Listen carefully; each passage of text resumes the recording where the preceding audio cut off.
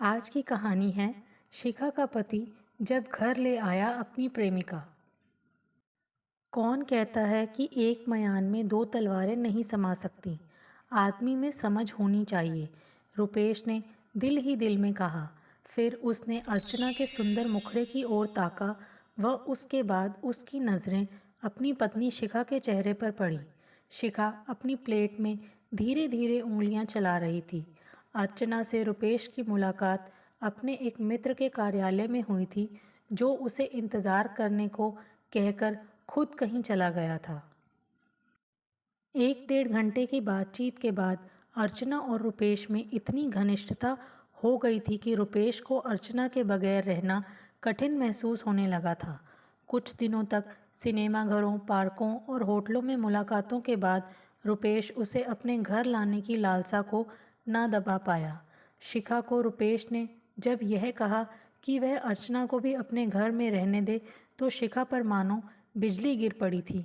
वह काफ़ी चीखी चिल्लाई थी, किंतु रुपेश ने उसको समझाया था कि जब हम अपने हर रिश्तेदार, मित्रों और जान पहचान वालों की खुशियों के लिए सब कुछ करने को तैयार रहते हैं, तब यह कितनी अजीब बात है कि पति पत्नी, जिनका रिश्ता संसार में सबसे बड़ा और गहरा होता है, एक दूसरे की खुशियों का ख्याल ना रखें।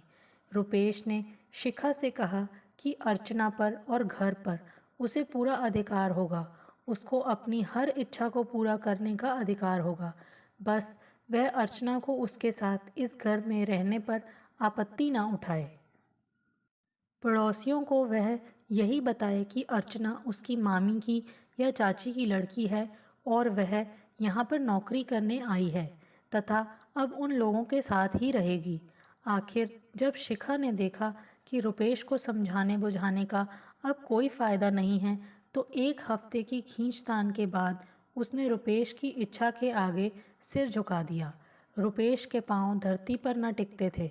वह उसी दिन जाकर अर्चना को अपने घर ले आया।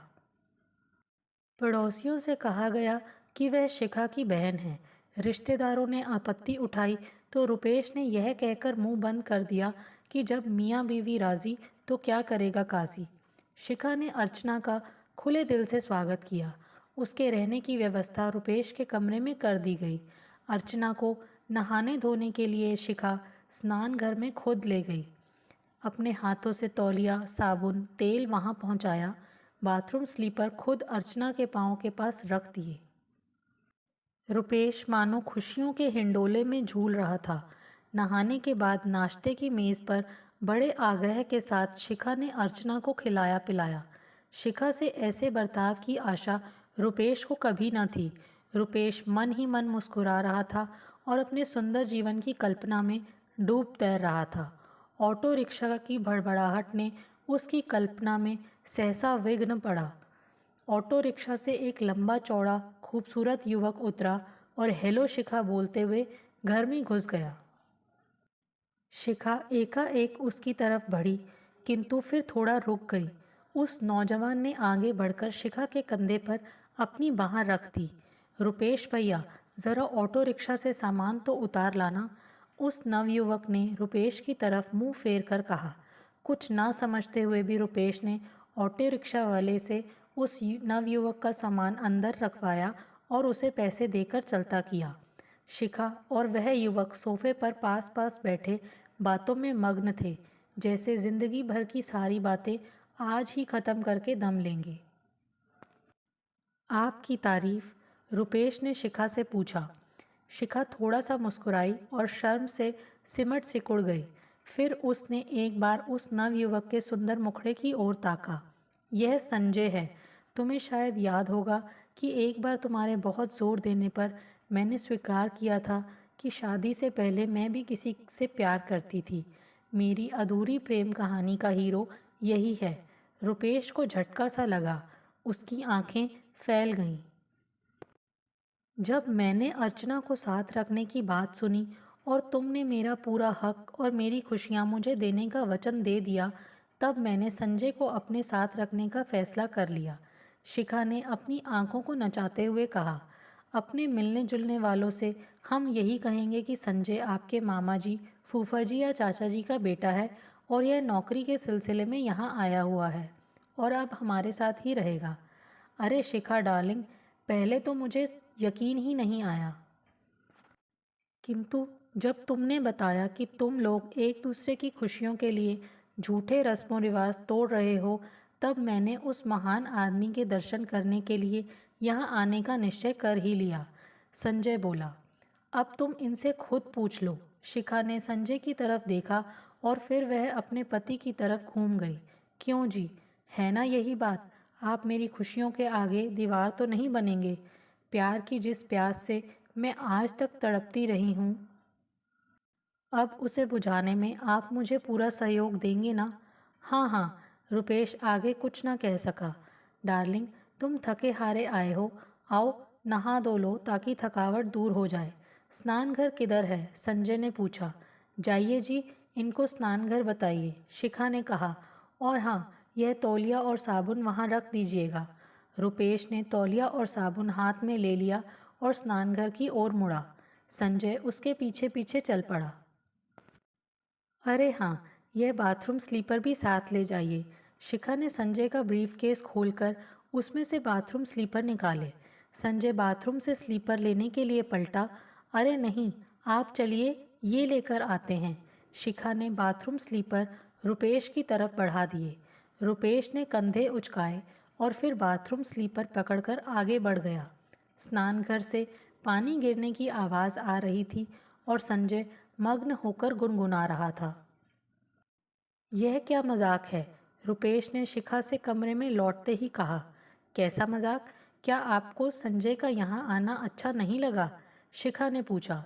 नहीं, यह बात नहीं है। मैं पूछता हूँ कि संजय के बाथरूम स्लीपर मुझसे उठवाना क्या तुम्हें शोभा देता है? डार्लिंग, मैं आपकी खुशी के लिए अर्चना बहन की दिल से सेवा कर रही हूँ। आप मेरी खुशी के लिए माथे पर बल ना डालिए। कहीं ऐसा ना हो कि संजय के दिल को चोट पहुँचे।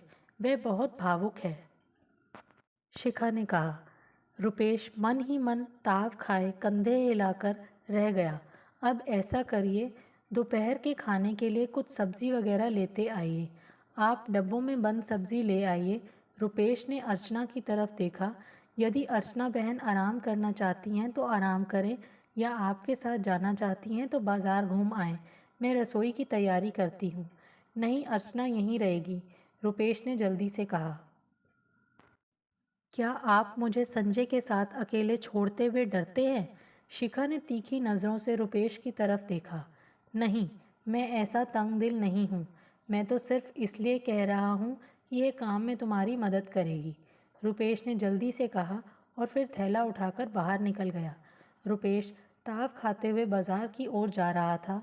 उसके घर में उसकी पत्नी उससे किसी के जूते उठवाए। यह कहाँ तक ठीक था? शिखा ने यदि अर्चना के लिए तौलिया, साबुन, स्लीपर स्नान घर में पहुंचा दिए तो अपनी खुशी से। उसने उसे मजबूर तो नहीं किया था। संजय को बुलाने से पहले वह उससे पूछ तो लेती, सलाह तो कर लेनी चाहिए थी। और अब नौकर की तरह थैला थमाकर उसे बाजार की ओर ठेल दिया है।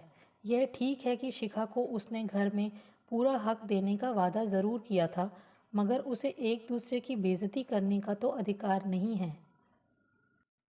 इसकी कुछ ना कुछ सज़ा ज़रूर संजय और शिखा को मिलनी चाहिए। वे दोनों फूड पॉइजन से बीमार हो जाएं तो कैसा रहे? रुपेश के दिमाग में एकदम विचार उभरा। हाँ, यह ठीक रहेगा। उसके कदम एक डिपार्टमेंटल स्टोर की ओर बढ़े।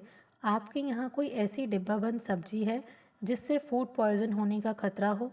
उसने सेल्समैन से सीधा सवाल किया। क्या मजाक करते हैं साहब, हमारे यहाँ तो बिल्कुल ताज़ा स्टॉक है, सेल्समैन ने दांत निकालते हुए कहा। एक आध डिब्बा भी नहीं है? क्या आप स्वास्थ्य विभाग से आए हैं? सेल्समैन ने सतर्क होकर पूछा। नहीं, डरो नहीं। हाँ, यह बताओ कि कोई ऐसा डब्बा। जी नहीं, हम इमरजेंसी से पहले और इमरजेंसी के बाद भी अच्छा ही माल बेचते रहे हैं, सेल्समैन ने कहा। अच्छा, कोई ऐसी दुकान का पता बता दो जहां ऐसी डब्बाबंद सब्जी मिल जाए। अपनी बेइज्जती के बाद की भावना से पागल हो रुपेश ने 500 रुपये का नोट सेल्समैन की तरफ सरकाया। क्रांति बाबू, ज़रा पुलिस को फ़ोन करना, यह पागल आदमी किसी की हत्या करना चाहता है। सेल्समैन ने टेलीफोन के करीब बैठे एक नौजवान से कहा। पुलिस का नाम सुनकर रुपेश उड़नचू हो गया। 500 रुपये का नोट काउंटर से उठाने की भी उसे सुध न रही। संजय व शिखा को बीमार कर देने का विचार भी उसके दिमाग से उड़ गया। अब तो वह उन दोनों की सेहत ठीक रहने की ख्वाहिश कर रहा था। उसके डरे हुए मस्तिष्क में यह विचार उभरा कि संजय व शिखा को कुछ हो गया तो सेल्समैन की गवाही पर वह पकड़ लिया जाएगा। रात को खाने के बाद कॉफ़ी का दौर चला। वे चारों बैठक में बैठे थे। संजय अपने चुटकुलों से सबको हंसाता रहा। क्या बात है डार्लिंग, तुम कुछ नहीं बोल रहे हो? अर्चना ने रुपेश के करीब सरकते हुए कहा। मैं तो कहता हूँ रुपेश जी, यदि सब लोग आपकी तरह समझदार हो जाएं तो प्रेम के कारण होने वाली सारी समस्याएं समाप्त हो सकती हैं, संजय ने कहा। और प्रेम में निराश होकर आत्महत्याएं भी कोई ना करे, अर्चना बोली। मानव जाति को कितना अच्छा सुझाव दिया है रुपेश जी ने, शिखा ने कहा। मगर पहले तो तुम अड़ियल